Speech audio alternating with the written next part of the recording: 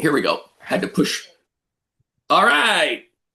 All right. Now I want to introduce our guest presenter this evening, Mr. Thomas Gump, to be official. But as we all know Tom very well, that's how he goes, first name.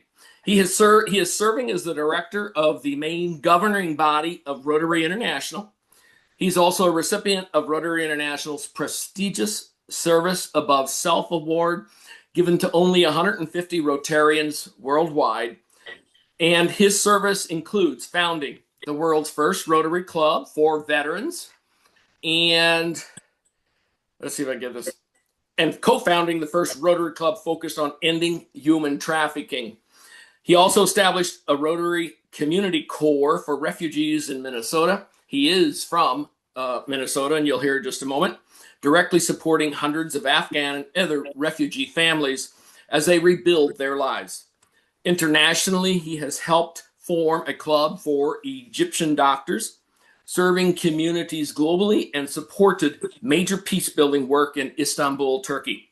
His hands-on community impact ranges from aiding Minneapolis businesses affected by civil unrest to building wells in Honduras, where his return visits have revealed a tangible reduction in infant mortality.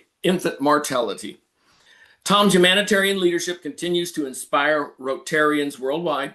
He's a member of the Edina Morningside Rotary Club and is a past district governor of District 5950, serving central Minnesota, including the Twin Cities. Please join me with a warm welcome in this cold season with Tom Gump. Thank you so much, Kurt. I really enjoyed that thoroughly. And, our president-elect Yinka has been telling us that we need to tell stories about the value, the personal value we derive from Rotary to our friends and family so we can grow Rotary. And now, Kurt, you can tell everyone that you became a AV expert and a computer expert tonight because you learned how to record on the Zoom. So value received, leadership development at its best. But I am very honored to be here with all of you. And I think I'll see a lot of you. How many are coming to PETS, Lone Star PETS? All right. And how many people are coming to RMDTI coming up? Okay, good. Some of us may not know completely, Tom, what RMDTI is because we may not have participated in it. If you want to go ahead, that'd be great. Yeah, that might be the toughest question I get all night because everyone says RMDTI, but I think it stands for Rotary Multi-District Training Institute. I always have you to back me up if I can't answer a question about Texas, but I'm really honored to be here. I am the director-elect for our paired zones, which starts up in Canada, goes to the middle of the U.S., Minneapolis, Chicago, and to Texas, and then 25A into Central and part of South America.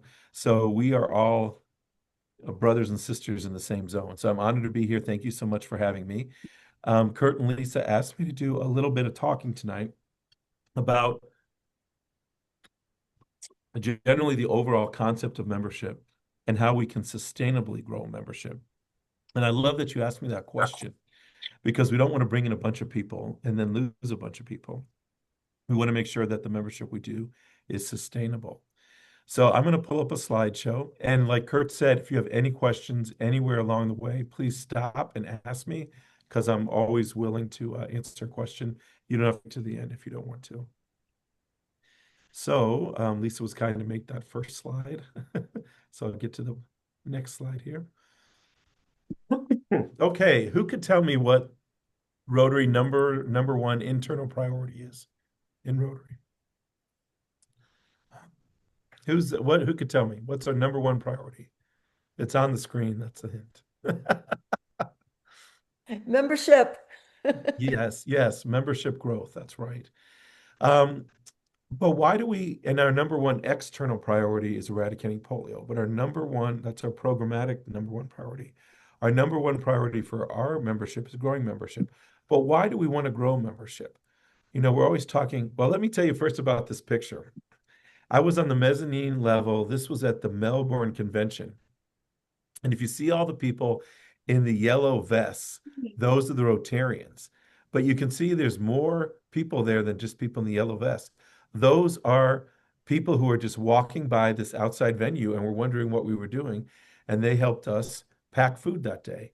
And I just love that, Rotarians doing good and inviting others. I mean, that's just a good model that we can follow. Okay, so why do we want to grow membership? It's great to say we want to grow, but why? So who can give me an answer as to why we want to grow membership? We can do more good in the world. Exactly. We have more hands and hearts to do service. Nobody joins an organization to do nothing or joins a club to do nothing. They join to do something. Here, this is when last year, then President Stephanie and I went to the Philippines, and they had just built 250 homes for people who didn't have a home to live in, and they're in the process of doing more. That's the kind of thing that we want to do in Rotary. I want to bring others who are like-minded who wanted to serve along with us. So the current state of membership, we have 1.125 million Rotarians, and we have 125,000 Rotaractors. So our current membership right now is 1.25 million. But just think if we doubled that number, we have twice as many hands and hearts to do the service of Rotary. So recently, the Rotary International Board of Directors came up with a goal. So by 2030, that'll be our 125th anniversary. They want to have 1.25 million members. So it's easy to remember because at our 125th anniversary, we will have 1.25 million members. Now, last year, we hit a substantial goal at the end of the year. We hit $2.25 billion in the foundation in 2025. The way they did that is they set a goal, they hired some more foundation staff. Wonderful Rotarians like you had $1 million journeys and other events that raise money. So what we decided at the board of directors decided about 10 days ago, right after International Assembly, which Kurt, I guess you will go to next year, right, in Orlando? Correct. Okay. They decided to put $150,000 towards having 8 events around the world in different places to season this concept and to help us get there. And there's a lot of things going on. We're redoing the membership leads platform, which now instead of sounding salesy and transactional, we're going to call it prospective new members. And we can talk about that if you want to. But basically, instead of having people go on the website and then go to that information, go to the district, now the prospective member goes through a series of questions and they get assigned to a club in their area that fits their needs.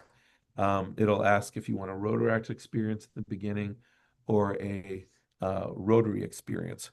And I saw a demo of this for the first time yesterday during our Rotary International Membership Growth Committee, and it's pretty cool. And we have a bunch of different campaigns that are going to help all of us reach that number. But of course, Rotary happens at the clubs. How many club presidents do we have on the line? Okay. Okay, good. And how many president-elects do we have? Well, I'm president-elect, so President-elect, okay. voting early. Yep. So, Wesley, you and your fellow president-elects are going to be the most important people in Rotary next year because Rotary happens at the club. It doesn't happen on the 18th floor of headquarters in Evanston, Illinois. It happens at our club.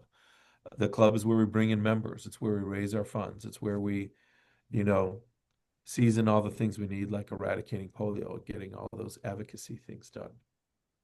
So when Kurt said sustainable growth, I knew that you guys were already on the right track because sustainable is what we want. I was club president. I contacted all my friends I know, and I was able, with the help of the others in my club, bring in 31 members into my club the year I was president.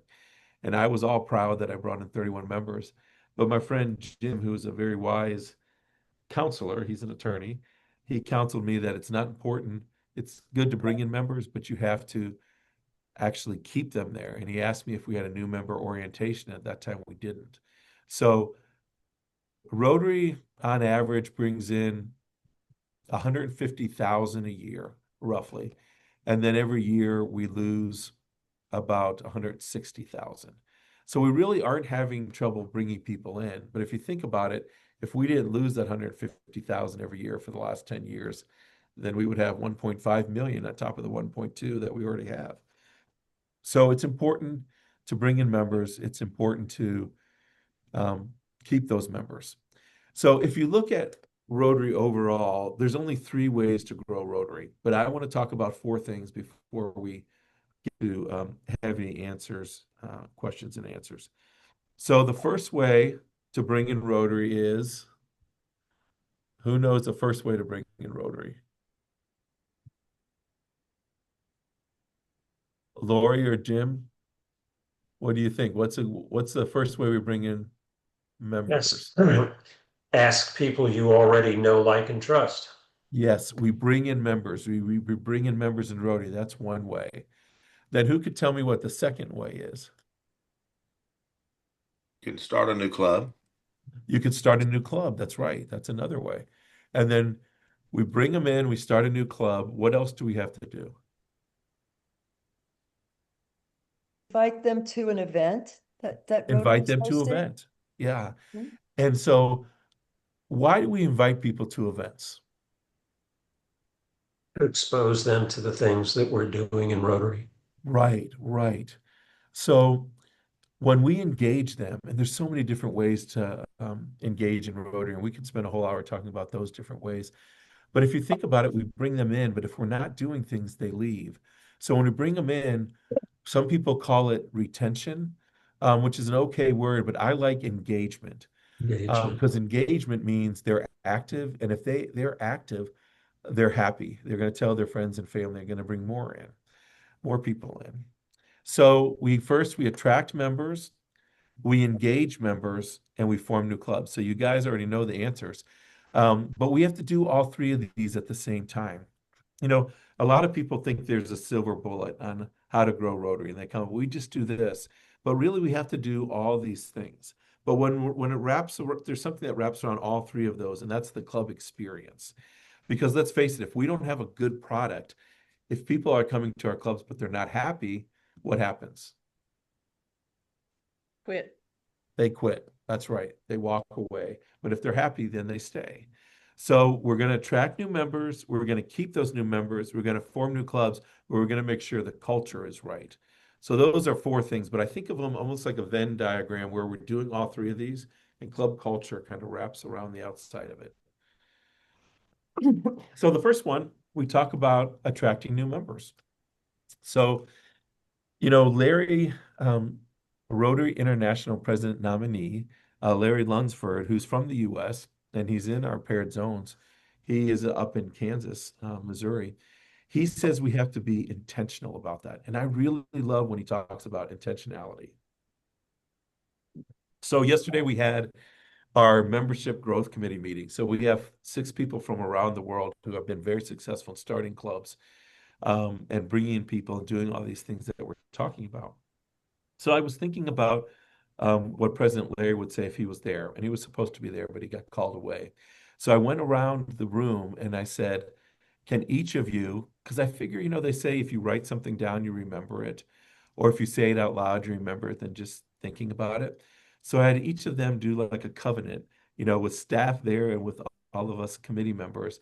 And I said, tell me the one thing you're going to do between now and our next Rotary International Membership Growth Committee meeting, our next committee meeting.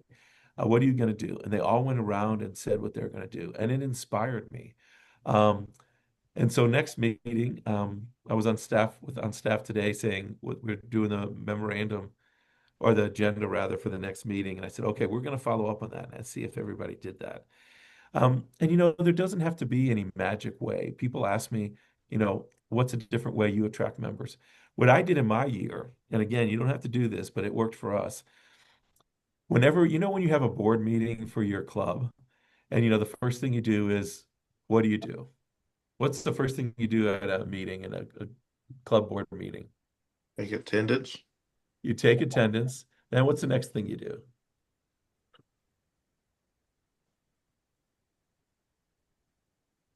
Karen, what do you do at the club board meeting? Karen McDaniels. There we go. We do the 4-way test. We do the 4-way test. Yeah. Yeah. Judge Andy, what do you do after that in your board meeting? Probably go over the agenda, review the agenda. Exactly. And then Oh. you look at the financials, and then you talk about the next social, you talk about the new service project. But now, Kurt, what should you do if you're a club president, the first thing in your board meeting? Who have you invited to the last event we've had recently? I like that. I like that. You know, when you're president of your club, you got the bully pulpit and you can say Yeah. what's important to you. And I decided when I was club president, to me, the most important thing was to try to get my friends into Rotary. Yeah. Because I thought if we got more people, what happens? We have more people to raise more money, to do more international service projects, local service projects. Everything goes better when you have more smiling, happy faces. And nothing made me more proud is when one of my friends came in from wherever, from a neighbor, or from the place that you worship, you know, my church, from the gym, you know, they just love it. That's so anyways, if you go into the board meeting, you say, before we do the pledge and before we look at the minutes and before we do the treasure, we're going to talk about membership. And you as president don't have to do it all. If you have a friend who is a retired female, you can pair her up with another retired female who might be better than someone who's working and understands her position better. But make it your number one priority, and I promise you, you will grow. You know, they have the Club Excellence Award. You know, it used to be Club um, Citation. Yeah. But President Stephanie didn't like that because it sounded like you were getting a ticket. So we changed it to Club. I always thought it sounded like a traffic. I did too. You know, it's good being judge. It's good being judge, and it's good being president of Rotary International because you can do a few things that are fun. Of course, as a judge, Judge Andy gets paid, and President Stephanie didn't get paid. So being a judge is better. But if you do that, everything's going to get better. When we did our Club Excellence Award back then, um, we hit out every category, whether it was raising money for polio, what it was bringing in more members. When you bring in more members, everything else goes better. But what we did is we sat down our board of directors and I said, okay, we're going to look at our club and we're going to see who's in that club. And we started with the alphabet, the American alphabet, English alphabet, A, B, C, and listed down to Z. And then we said, okay, A, what kind of classifications do we have in A? Do we have an architect in the club? Well, we don't have an architect. So who knows an architect? Well, maybe Maggie, who's on the screen, maybe she's got a brother-in-law who's an architect. Maybe Kurt's knows a friend who's an architect. Then they'll do that for accountants and go to B, do for bankers, do it for C all the way through. We actually got through L, and we actually got a landscaper in and a librarian in. We never got to Z for zookeeper. But you know what? It's just a process that makes you think about it and makes it intentional. You know, before we made it our number one priority, we would just go in, we'd have breakfast with our friends, and it was fine. We didn't really think about membership because somebody would leave, maybe somebody died, but we never looked and said, okay, over the last 5 years, we've been declining like this. So attracting new members is important. So our next one, and you know, the things I listed on here, you know, it talks a little bit about how do you make your club attractive? Because if you're bringing new people in, you have to say, why would they join? So if you have a join, if you make your dues affordable, I know you can't change your district dues, but Kurt can in 2 years. But you can change your club dues. You could change your service projects. And you know, it doesn't hurt to do a little survey and just ask them, do you like the service projects we're doing? Do you like the socials we're having? That kind of thing. If they think you might want to ask them if you think you're meeting too much, you know, once a week. I love the traditional club that I'm in. We meet once a week, 4 times a month. But these are just things you should think of. I didn't make these things up. They come from our all-member survey. So when we're talking about how to attract people, you have to see what do they want. When we ask people in the all-member survey, what do they want? The number one thing that people want is they want friendships.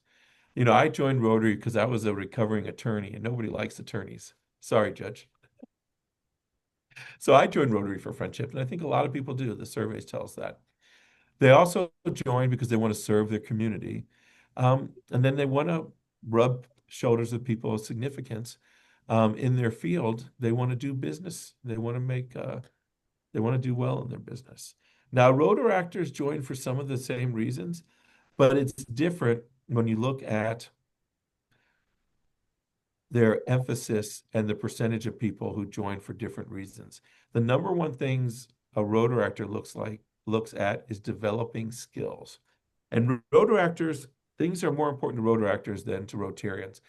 If we have a bad club president, let's face it, if you have a good club president, everything goes well, you grow. If you have a bad club president, you might lose some people. In Rotaract, having a good president is more important to Rotaractors than it is to Rotarians. Now, people join for a reason, and they might stay for a different reason. They might join for friendship, but they might stay for service. But these are the things to think about when we're making our club attractive. So, when you're thinking about how to engage or how to retain, you don't look about what makes your club attractive. You look at why they're leaving. And so the surveys show the top 4 reasons why people leave are the club environment. That's number 1. These are ranked as to the highest. Number 1 is the number 1 reason they leave. Number 2 is the number 2 reason they leave. So club environment, people want to be in a place where they feel like they're welcome. If someone feels they or there's a clique here or something like that, they don't like it, they'll leave. And it's a PR issue, public relations or public image issue for Rotary, because they might tell people they left because Rotary is like this. And so many times they think of Rotary as just the club they were in, not the overall Rotary International. Unmet expectations is the number 2 reason. So when we're recruiting people or we have a new member orientation, how many people have a new member orientation in their club? Oh, that's great. That's wonderful. We also have one in our district on the Zoom level. I love that. I love that, because if someone, when I was recruited to my club, they said, Edina Morningside Rotary Club, we do this. I had no idea there was a district. I had no idea there was a zone or a region or international. So having it at the district level gives people an opportunity to see the wider Rotary. It opens their eyes to more opportunities. So let them know how much it costs. If your club has an expectation they give to the foundation, whatever it is, let them know ahead of time, because there's no reason asking them to start if they're not going to be happy there. Number 3, time obligations or financial obligations. If it's too expensive, and let's face it, our cable bills are going up, everything's going up, you might want to consider, seeing if that's an issue and how we can solve it. My club did just this year, is they decided to once a month have Rotary in the workplace, where we go to someone's business, and if it's a nonprofit, we do a service project. And sometimes we go to some of the community organizations we support and we do a service project there. But instead of paying $800 at the country club for a hot breakfast, we have donuts and coffee, which is about $100. So, there's different things you can do. But I say one of the most important things you could do as a club president or a district governor is to do a survey and ask people what they want, because you don't know what they want. And that's how often should we do a survey? Who's got an idea? What does Rotary International say about how often we should do a survey? At least once a year. Once a year. And At why least. is that? Why is that? That's the right answer. Gold Your star. membership changes. That's right. New people are coming in, other people are leaving. What's popular now with the club may change in the future. Personal circumstances. People might get a job. Someone might have a baby, that kind of thing. I'm really glad that that's number 4, because that's the one we can't control. But the great news is, of the 4 primary reasons people leave, 3 are in our control. The last one's not. So we should be able to engage our members and keep them. And one of the best ways to serve, the best way to engage, is service projects. When I was working with President Stephanie last year, she would always say, don't invite people to a meeting. I don't necessarily agree with that, but she would say, don't invite people to a meeting, invite someone to a service project. And I really like that idea. And I belong to a traditional club, and some of our service projects may not be cool for younger people nowadays, like picking up trash along the highway on trash day, on highway cleanup day. But if you go to a restaurant after and have lunch, or you get together for donuts before or whatever, give them a hat, give them a t-shirt. Those things get to be fun too. But when I say serve in meaningful ways, I think it's important that we serve the way people want to serve. You know, we had some people leaving in our club a couple years ago, and we sent out a survey and asked them, "Do you like our service projects?" And you can tell when your club's getting a little weaker because people stop coming to meetings, you know, and then you start using them. But we asked people what they wanted to do, and what they said is, we want to serve the refugees coming in. And we had never thought about that before. So we listened to them, we did that. People started coming back to meetings and people got engaged. It was great. Now, I have a picture of this club here because that's the Veterans Club we started in Minnesota. And I like this picture because the Veterans Club was formed not for people who are veterans. You know, we have non-veteran members in the club, but the club was formed to serve veterans. So what they're doing here is we went to a homeless shelter for vets called Havens for Heroes, and they gave us the first floor of one of the buildings, and we sanded the walls and we painted them, and we brought in pool tables and foosball and darts and stuff like that. But that was meaningful to them because it was serving veterans. And they do they still do the the 5 avenues of service. So serving youth, they do Toys for Tots. You know, they get together with other clubs and clean up the local city veterans memorial. Or they get together with other clubs and write holiday greeting cards during the holidays to act as service people. So it's not like they don't do the 5 avenues of service, but they're doing what's meaningful to them. So, and you know, we have these new innovative clubs. There's all kinds of different names for them, but some people just want to serve, you know, end human trafficking, or they want to serve the environment. So they have eco clubs and things like that. So yes, forming new clubs is a way to grow Rotary. And if you look at the world, this is a gross overgeneralization, but it's true in general. The Northern Hemisphere, like where we are, is losing membership. Not in every case, but in most cases. The Southern Hemisphere is gaining membership, except for like New Zealand and Oceania and some areas like that. So when you dive deep into the numbers, what we find out is that, and this kind of makes sense if you think about it, in the Northern Hemisphere, we're losing more clubs than we're starting. Okay. In the so we're losing membership in general. The overall member number is going down because they're losing more clubs than we're starting. Southern Hemisphere, they're starting more clubs than they're losing. They're growing. So it is important. Now, it's interesting because back in about 96, our average club size was about 60, just over 60. Now it's just under 30. So we're starting more clubs, but our clubs are smaller. And you can go with examples around the world, and there's some clubs that have 1,000 people. I'm not saying there's not big clubs, but the reason is because people want to serve in different ways. So I like this little picture here. We went to our state fair because this is when we were trying to start the Rotary Club of Minnesota Veterans, which has now changed its name to the Rotary Club Serving Veterans.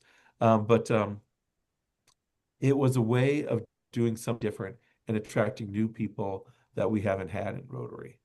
So it's interesting. Tom, if So I might add to that real please. quick. Yes, sir. Our district governor, John, and if you're on, John, speak up. But bottom line is he has heard this, aware of it. He's tagged a current veteran, and we're working with the club creation team to do a very similar unfolding. Love it. And at the same time, look at how we can involve companion clubs via some of the bases nearby us. That's fantastic. I love that. And if you guys get it chartered or you need help chartering, let me know. If you get it chartered, I'm happy to come to the ceremony if I have enough Oh, frequency. awesome. Thank you. So we bring them in, we engage them, we retain them, we start new clubs, but wrapped around all of that is this club culture. So, you know, I often get a lot of questions about, well, how can we bring young people into Rotary? Well, you know, if you don't have young people in your club, it's going to be hard to bring young people in because they might not feel like they fit in. So you have to work on your club culture to get it to be the way young people want. So maybe you bring in groups of young people, 3 or 4 at a time, and have them be a class so they have each other. Maybe you have them pick their own service project, what they want to do, and do it together so they feel like they're a part of it. Um, so club culture is important.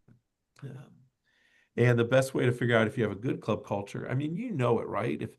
If you're raising money, more people are joining, it feels right, you know you have a strong club. If they're rowdy at the beginning of the meeting, like you guys were, I know that it's a good club. If they're kind of quiet and kind of silent, they're all sitting at the same table every week, maybe it's not so good. But you could send out a survey, and there's all different kinds of ways to do it. There's 7 different kind of assessment tools on the Rotary International My Rotary website. But it doesn't have to be that complicated. You could take one of those and put it into SurveyMonkey, make it as simple as you want. In a smaller club, you could just pick up the phone and call a sample of members and ask a few questions. Do you like when we meet? Do you like where we meet? Do you like our service projects and our socials? What would you change? And then if you get some interesting open-ended questions like that last one, you could have focus groups. But it's important to know what they're thinking. And as you come in as club presidents, you president-elects, a survey is a good way to solve a problem. A couple of years ago, I got a call from our university club, and the president calls me and says, Tom, I don't know what to do. Half the people want to do away with the 4-way test, and half the people want to keep the 4-way test. What do I do? And I didn't have a heart to give him well, you can't really change the 4-way test without going to our council legislation, which is once every 3 years. I said, do a survey and call me back. So he did a survey and he called me back a couple weeks later. And it turned out that it wasn't half the club that wanted to do away with the 4-way test. It was about a 16-person club. And it wasn't half that wanted to keep the 4-way test. It was only 2 people that responded that wanted to do away with the 4-way test. They're the most vocal to. And so that's why the president felt it was 2 people. And society's rough nowadays, especially in the United States, because, we're divided. We're divided by politics and other things. And Rotary's not a political organization. It's not a religious organization. So if you get in trouble, it would be the right way to do is a survey. The easy way, I guess, if you're a president is just say, let's say you decide, I don't want an invocation anymore. I just want to do a thought of the day, that kind of thing. Great for changing it up, but it's a little bit better if you do a survey, because then you could say, when people start calling you, say, I'm quitting this club because you did away with the invocation, which is a prayer, what we call a prayer up here. Or a pledge of allegiance, some people want to do away with that. You can say, well, we took a survey and the majority of people want to keep the invocation, or the majority of people want to, do away with the invocation. But a survey could be your best friend as a president, because you're letting people vent. You're asking them so they feel like they're being heard. And if you implement, then they have buy-in, and then they start bringing their friends and family because they feel like they belong. So, like I said, positive club experience, these things happen. People have fun. They're laughing. They're having friendships. The one thing I would encourage, remember when we said people join to have friendships? When you're running a meeting, and Kurt, this would go for you or John as the district governor line, but it would also go for the club presidents. Give people a time to interact. Have 5 or 10 minutes of friendship or whatever. In a club meeting, it's important. Some of our older clubs, I'm in a morning club and we're a little bit more casual. I don't have to wear a tie or a jacket or anything. My wife's meets at the same place, but on Thursday afternoon instead of a Tuesday morning. Her club, which is the largest club in our district, they have about 150 people. We have about 80 people.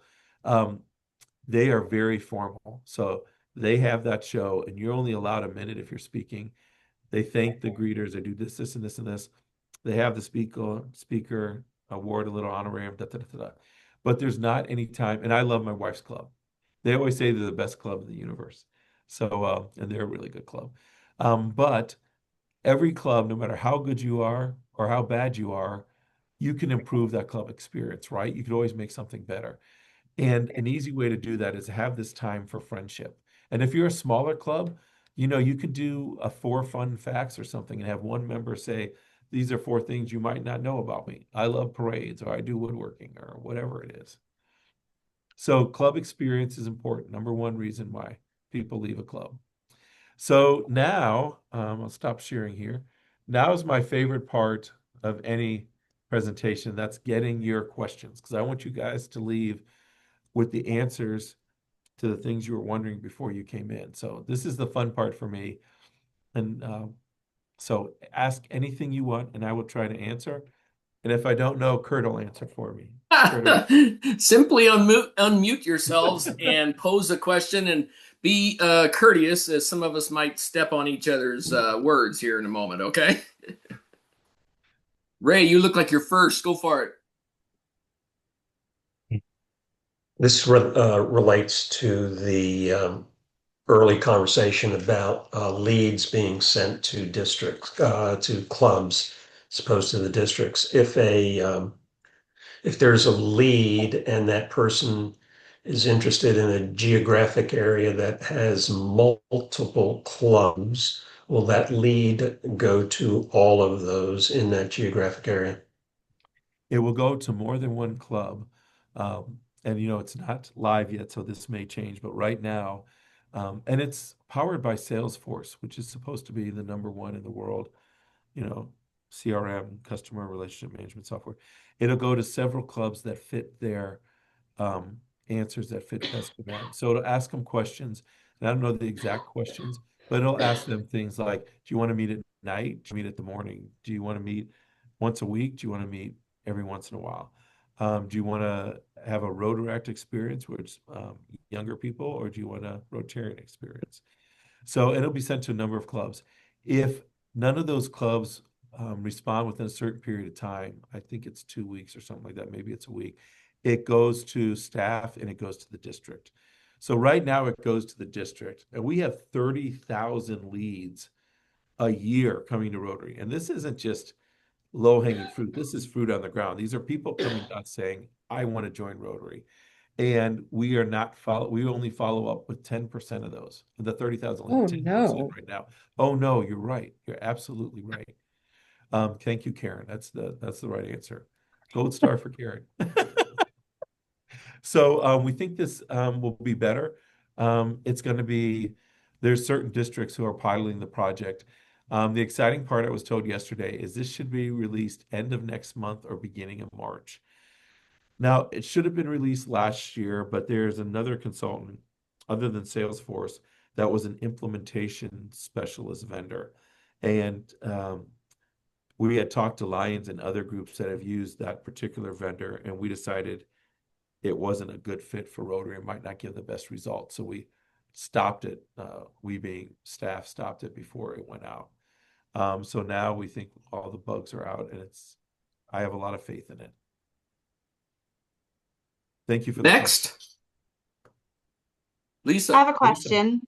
So you talked about Salesforce and CRMs, and I know that's one thing that I've talked about even in our club is using a CRM when you have visitors, or like we do a big clay shoot, we have a big golf tournament, and being able to store all of, sponsors' contact information, participants' contact information, so we can set up campaigns to reach those individuals. Is there going to be an opportunity in the future to be able for the clubs to have their own Salesforce account to be able to do something like this? Has Rotary International thought about something on a larger scale for the clubs to work directly with the Salesforce account? Thank you, Lisa, very much for the question. And not to sound like my old con law professor, but yes and no, and not in the immediate future. So Rotary runs on a CRM that the volunteers don't know about called NetForum. And so like if someone's got a flag on their record because of something happened or something like that, they have that. Right now, volunteers do not have access to that. But the technology committee has recommended, the joint technology committee, it's both the trustees and the directors, they have recommended that we look into using Salesforce in another project to have some interaction with that particular net form to get more access. Because right now, as a club officer, you can get some access to some individuals.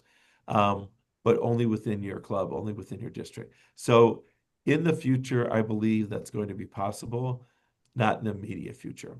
There's lots of progress that's been made. We used to have, until recently, the Rotaractors on PeopleSoft, which is no longer supported by that company, but Rotarians on Oracle.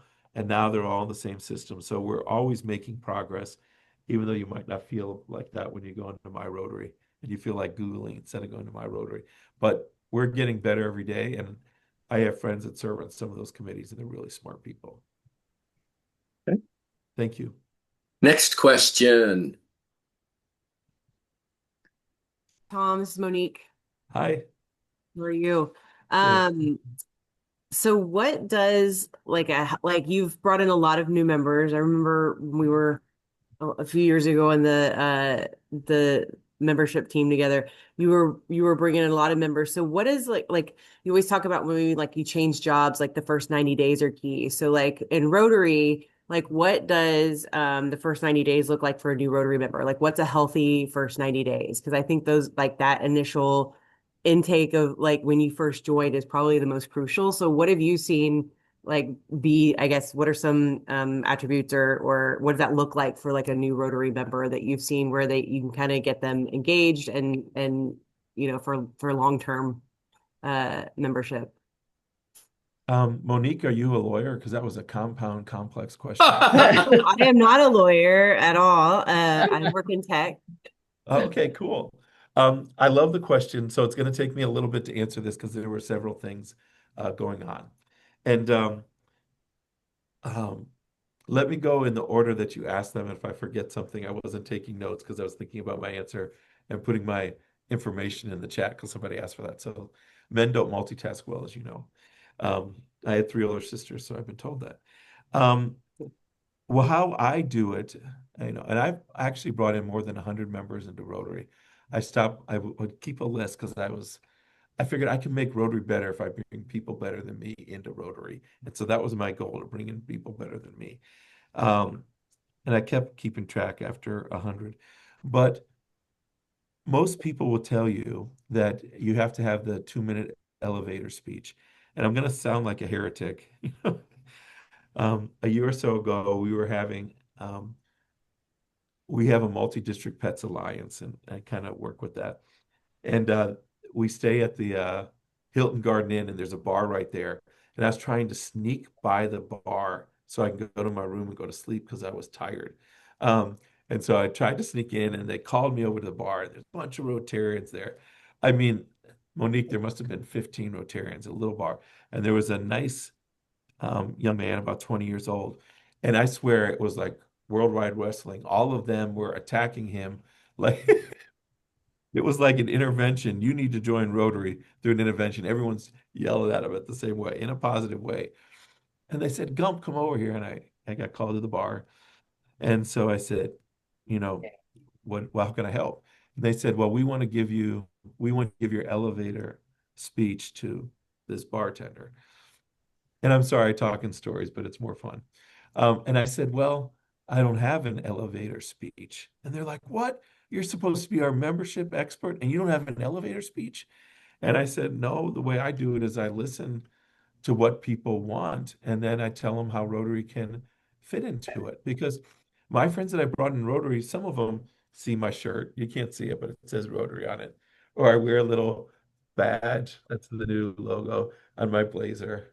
Or I wear silly glasses sometimes, So people ask, what's Rotary? Because they think it's my job or something. But most people say, how come that young girl from South Korea or that young boy from Valencia, pick the country, wherever our youth exchange students come from, why are they living with you? And I said, well, I'm in this thing called Rotary, and we help with peace, and we do it one child at a time. And they'll come stay with us anywhere from 3 months to 9 months. And people say, I want to do it. And then I try to talk them into Rotary. And after they asked me about it. And sometimes they say, well, we're too busy to join Rotary, but we'd love to host a student.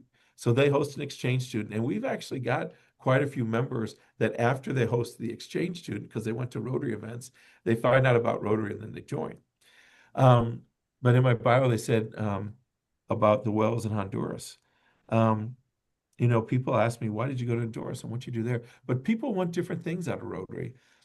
And so when I asked that young man, and this is after everyone had a good joke with me because I didn't have my 2-minute speech, and I guess I should, maybe, I don't know. But I asked him, well, where are you at and what's going on in your life and what do you need? And he said, well, I'm an engineering student and I'd really like to meet engineers so that I can get an internship and stuff like that. And I'm like, well, Rotary's got engineers, right? So I approach it. I don't know if it's the right way, Monique, but that's how I approach it. And I totally forgot what your second part of the question was. Well, it's just once you get them to join, like that first 90 days, like I think is like the crucial part of obviously if the Yes. orientation is the important part of that, but Yeah. like what does that look like for a new member, like to keep them engaged so that, they've already said yes, but like to stay, right? Thank you so much for asking that question. That's so important. And, it's really hard to do talks like this, Monique, because they say you got 20 minutes to tell us everything about membership. Some people at like pets or district conferences, you have 8 minutes to tell us everything about membership. Really? Okay. But one of the things I want to tell you about, I couldn't tell you because it was just too much. So this is why I would love to come here and just answer questions because then I know I can answer what people want. So let me first tell you about what Rotary International is doing right now that's new to Rotary. And it's a program, it's a mail campaign that they call a drip campaign. So when you first join, you get an email from President Francesco that says, Monique, thank you for bringing in Monica, or thank you for bringing in Jim or Sally. You're growing Rotary, da, da, da, da. But then the new member gets an email. Then in 2 weeks, they get another email. 30 days, they get another email, and it goes to 120 days. The last one is talking about the 7 areas of focus and what we do. So, and I'm glad Monique asked this question because I was telling you about the 150,000 we gain, but we lose 150. But that's not the scariest part to me. The scariest part to me is when we lose these folks, because we lose 10% of our members within the first year that they join.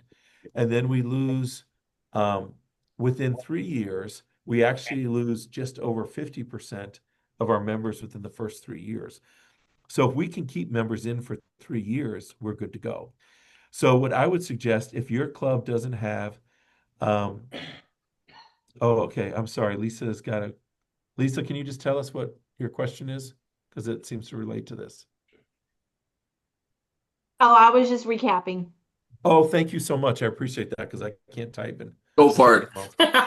So, yeah. So it's really important, Lisa. Thank you for doing that. We lose 10% in our first year. So what do we do? Well, Monique, I would say if your club doesn't have a new member orientation, then we need to have a new member orientation. I love the way the Philippines. Oh, I'm sorry, Kurt, go ahead. I was just going to add new member orientation. I always feel is like, we also need mentors, seasoned Rotarians Absolutely. to companion with these individuals Yeah. very intentionally, not just haphazardly. Kurt's 100% right. We need mentors. But when we do new member orientation, we do mentors, make sure it's a two-way deal. Don't have a new member orientation like we did when we first started. It's like, this is our club. We do this, this, and this. Here's our president. Da, da, da, da, da. We never ask them what they are. You might have a member who, and my family's into youth exchange, so I'll use that as an example. I love youth exchange Rotarians because they're super, super passionate because they've been through a whole lot together. And I got a lot of stories about that too. But there might be someone who's never done Rotary Youth Exchange, but they were in AFS, maybe as a student, or they've done it, or maybe through school. When my son, we have one son, we're on the Better Late Than Never program. He's just 21 now, but we would have exchanges through that too. But that person may want to do that. So ask them what they want to do in that new member orientation. Don't assume because they're a banker that they want to be your treasurer. They might want to do public image stuff. And same thing, Kurt, with your mentorship. You might be able to mentor someone in what you do for a living and introduce them to folks, but let's learn from them. Maybe they're really good at technology. We're going through a zoning realignment that at Rotary International happens once every 8 years. Happens 9 years this year because we got to get something through this council legislation before we did it. But anyway, we have a young gentleman who is a whiz at artificial intelligence, and he's has 7 different programs running inside this master program so that when we try to pair up districts, there's not an island and do all this stuff. So anyways, cross mentorship, do that. And Monique, I try to do things that are kind of fun and silly because they work. And my wife would tell you I'm strange because I do these things. But, as club president, I would do, when there's a special occasion, I would do a little centerpiece in the table. So like if it was a holiday time, I might put a Christmas tree up there and I would cut everyone's face up and I would put it as little ornaments and put these little trees around. And people would go and sit at the table where their picture was. Or like at Easter time, I gave out M&Ms. I had little candy baskets with, like Easter baskets, but they had M&Ms with the Rotary symbol on. And I did all kinds of stuff like that. But you can tell, Monique, if you have a problem with these cliques, everyone wants to sit at the same table.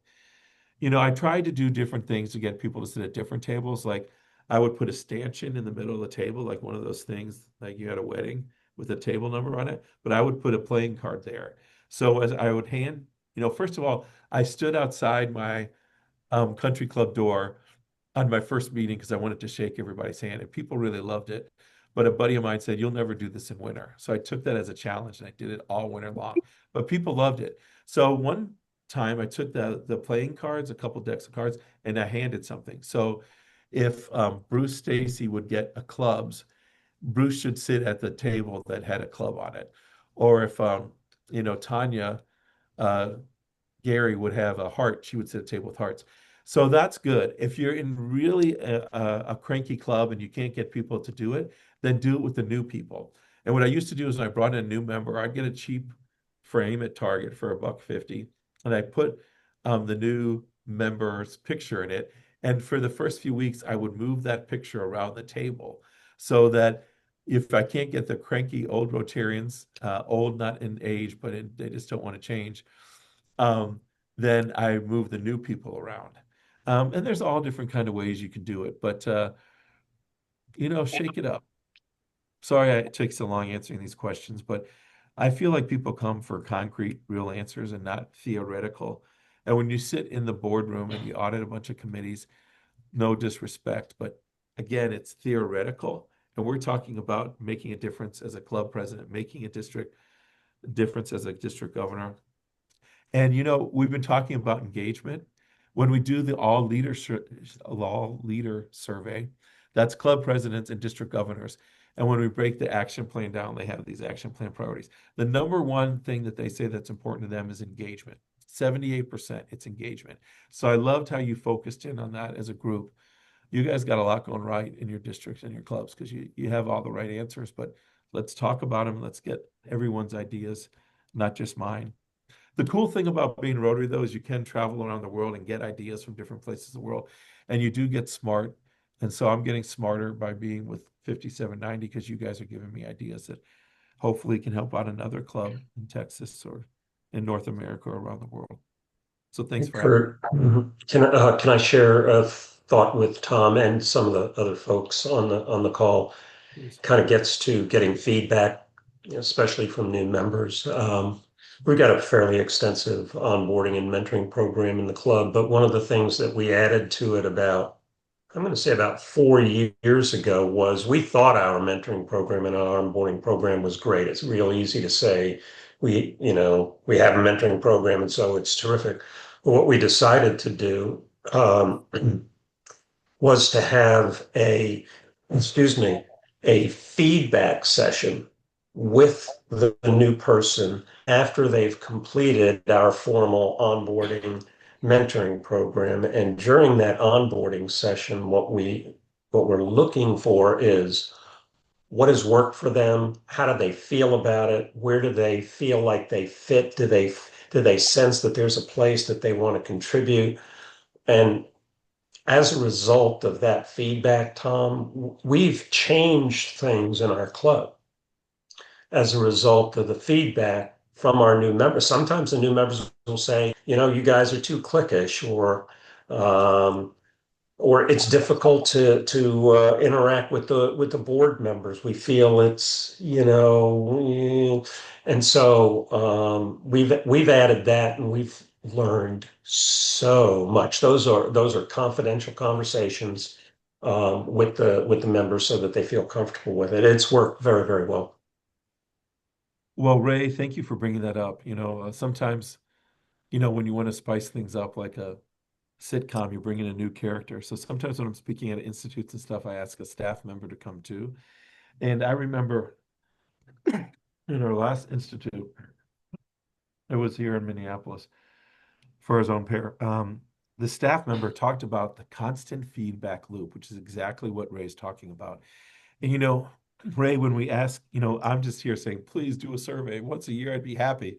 Because, most clubs, I don't do it anymore, but I used to say, raise your hand if you do a survey. And very few hands would go up. And then I would say, Ray, the second question, I'd say, when do you do your survey? When do you do it? And most of the people do exit surveys.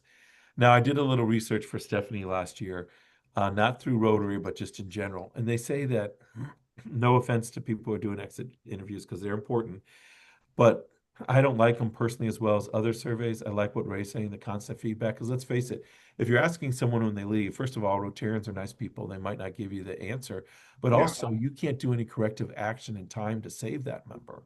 Yeah. And thank you, Ray, for saying that. Kurt, No, does Vince, no, yes, I'm just. there's Andy's got his hand. Oh, go ahead, Andy. Tom, I want to mention something that my sweet wife Ginger did when she was incoming president of our club back in 1920. She 19 When Rotary slash first 20. started? Not yeah. She's I'm held gonna up tell good. Ginger, Andy. She's held up pretty good.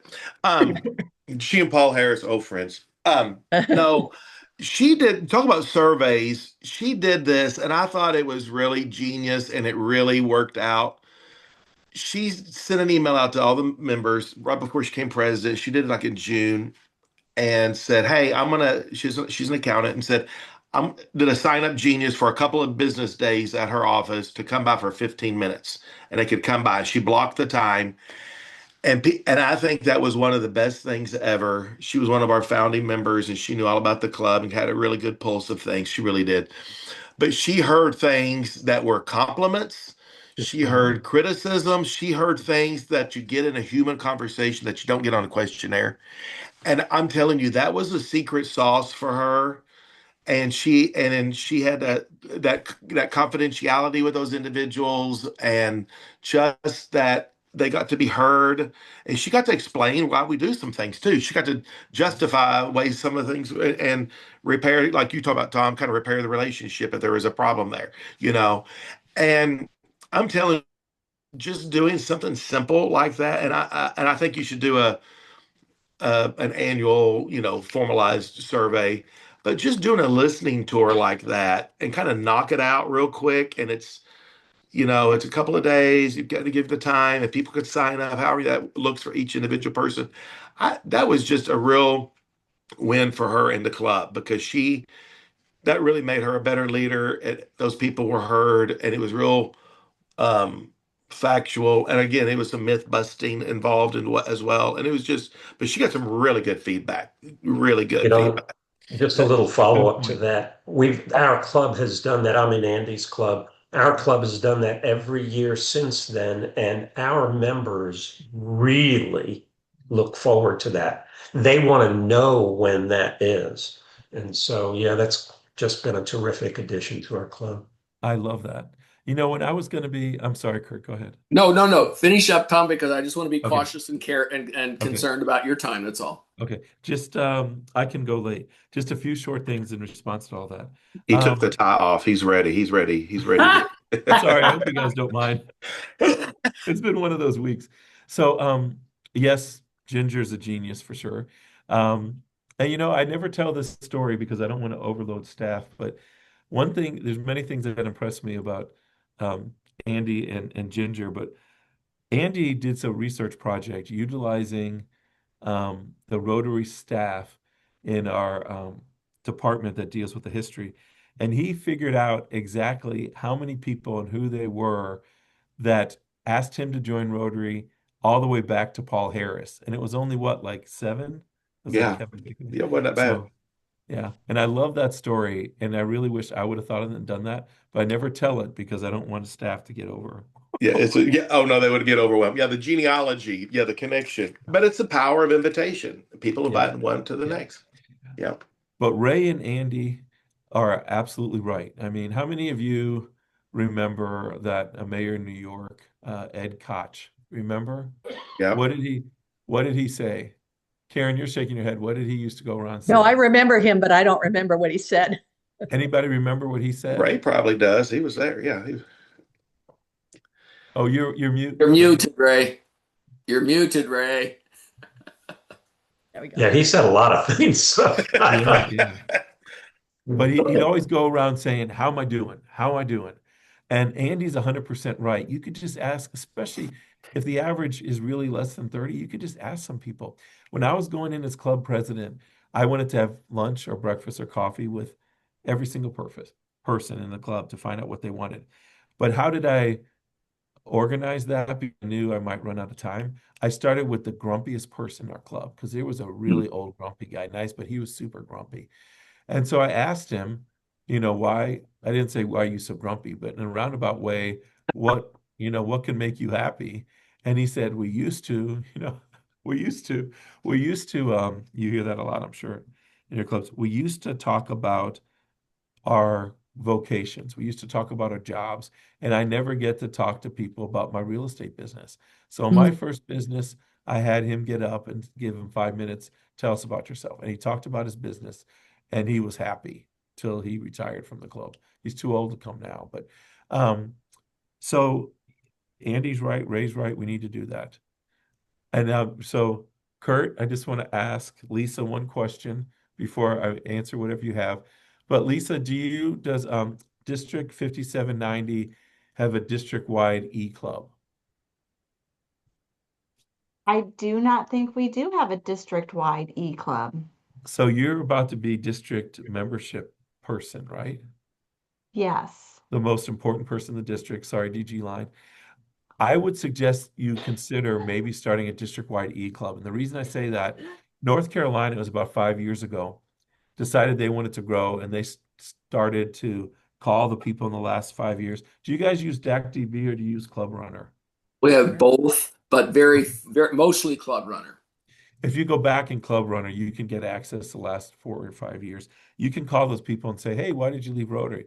Oh, I got a job and I can't go to a meeting now in the breakfast room. You could do it that way. But every time, and remember Monique asked about that letter campaign. We also have another one going that if you leave Rotary, you get a letter saying, have you considered another club in your area? But if District 5790 has all these people leaving the club, but they're not leaving North Texas, you can offer those people when they leave, hey, I know you might be moving somewhere, whatever, but do you want to join the District 5790 e-club? Because they meet online. It doesn't cost much because we don't have the fixed cost of the meal at the country club or hotel or whatever. If you do that, Lisa, I think you can get 15 members. You used to have 25, but thank God we finally got through council legislation. It took me 6 years, but that's another story. You can now start a club with 15 members instead of 20 members.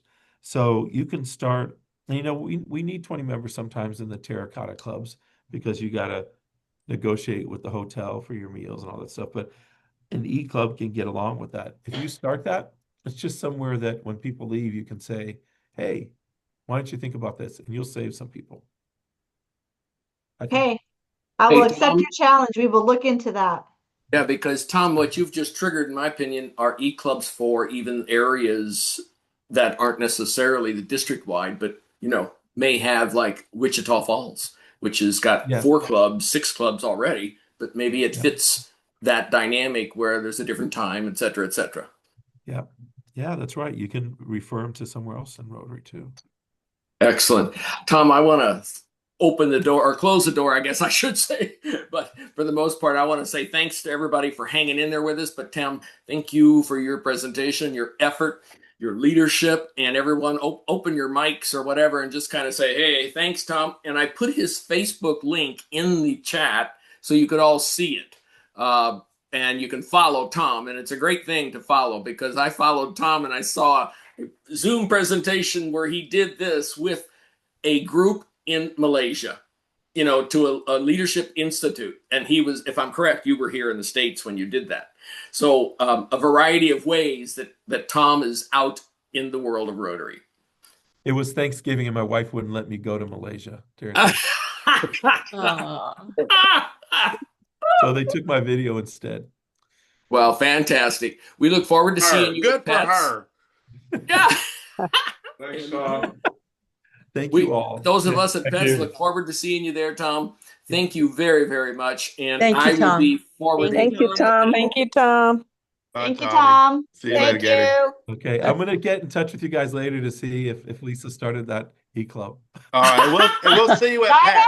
We'll see I you at don't Pets. take over until July 1st, so do I get some grace time? You do, you do, of course. I'll see you at Pets, Tom. Okay, Bye. See you later. Thank you guys. Appreciate you. Bye. Bye. Bye, Tom. Hi, everybody. Bye. Thank you so much.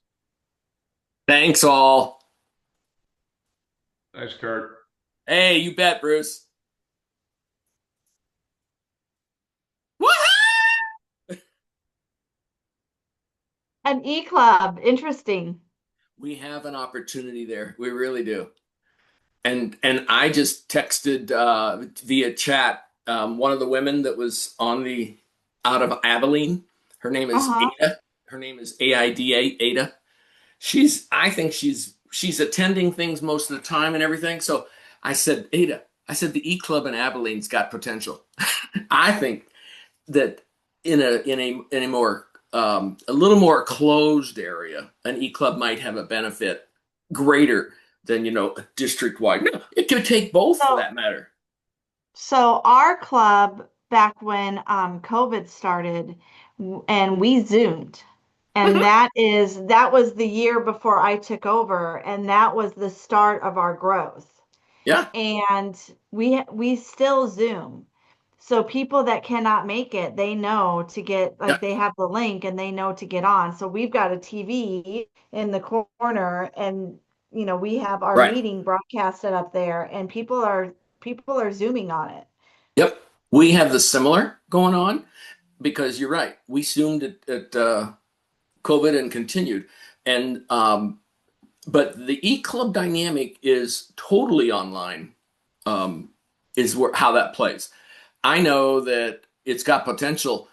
We'll have to explore it. Somebody can jump off with it and we can get it targeted and launched and see what happens. But we got possibilities. I think there's good possibilities. Yeah. I guess I've stopped the recording here.